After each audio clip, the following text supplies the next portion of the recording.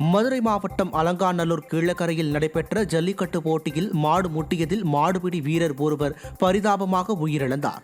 ஜல்லிக்கட்டு போட்டியில் 1000க்கும் மேற்பட்ட காளைகளும் 600க்கும் மேற்பட்ட மாடுபிடி வீரர்களும் கலந்து கொண்டனர்.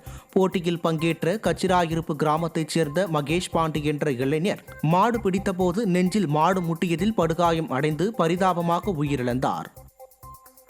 கடலூர் மாவட்டம் சேத்தியாத்தோப்பு அருகே குடியிருப்பு பகுதியில் கழிவுநீர் தேங்கி துர்நாற்றம் வீசுவதால் பொதுமக்கள் அவதியுறுகின்றனர். அள்ளூர் பகுதியில் துணை காவல் கண்காணிப்பாளர் அலுவலகம், காவலர் குடியிருப்பு உள்ள பகுதியில் நீண்ட நாட்களாக கழிவுநீர் தேங்கி புதர்மண்டி உள்ளது. இப்பகுதியில் முறையான வடிகால் வசதி இல்லாததால் கொசு தொல்லை அதிகரித்து நோய் தொற்று ஏற்படும் அபாயம் உள்ளதாக அப்பகுதியினர் வேதனை தெரிவிக்கின்றனர். இதுகுறித்து பலமுறை புகார் அளித்தும் ஸ்டாலின் அரசின் அதிகாரிகள் எந்த நடவடிக்கையும் எடுக்கவில்லை என குற்றம் சாட்டுகின்றனர். மதுரை மாவட்டம் வாடிப்பட்டி அருகே ஊராட்சி நிர்வாகத்தால் தோண்டப்பட்ட குழியில் தவறி விழுந்து 4 வயது சிறுவன் பரிதாபமாக உயிரிழந்தார். ஆண்டிப்பட்டி பகுதியில் உள்ள தண்ணீர் தொட்டி அருகே கழிவுநீர் செல்ல ஊராட்சி சார்பில் 1 வாரத்திற்கு முன்பு குழி தோண்டப்பட்டு மூடாமல் உள்ளது.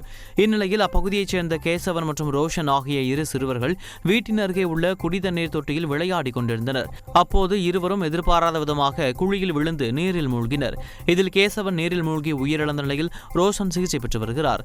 திறனற்ற திமுக ஆட்சியில் ஊராட்சி அதிகாரிகளின் அலட்சியத்தால் சிறுவன் உயிரிழந்ததாக உறவினர்கள் குற்றம் சாட்டியுள்ளனர்.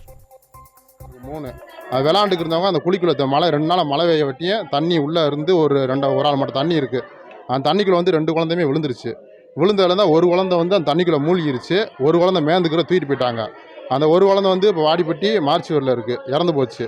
இன்னொரு குழந்தை வந்து மதுரை ஜிஹெச்சில் சீரியஸான நிலைமையில இருக்குது. அது என்னான்னு இன்ன வரைக்கும் முடிவு தெரியலை. இதுக்கு வந்து முழுக்க அதிகாரி தான் காரணம். சின்ன குழந்தை இருக்க தெருவில், அந்த தெருவில் வந்து 20 குழந்தைக்கு மேலே இருக்குது. அதை அதிகாரியை அலட்சிய போக்காலதான் இந்த குழந்தை இறந்ததுக்கு காரணம். இதுக்கு வந்து அதிகாரி வந்து நடவடிக்கை எடுக்கணும். அந்த குடும்பத்துக்கு வந்து நிவாரண உதவி கொடுக்கணும். அவங்க இருக்கிறதுலே ரொம்ப கஷ்டப்படுற குடும்பம்.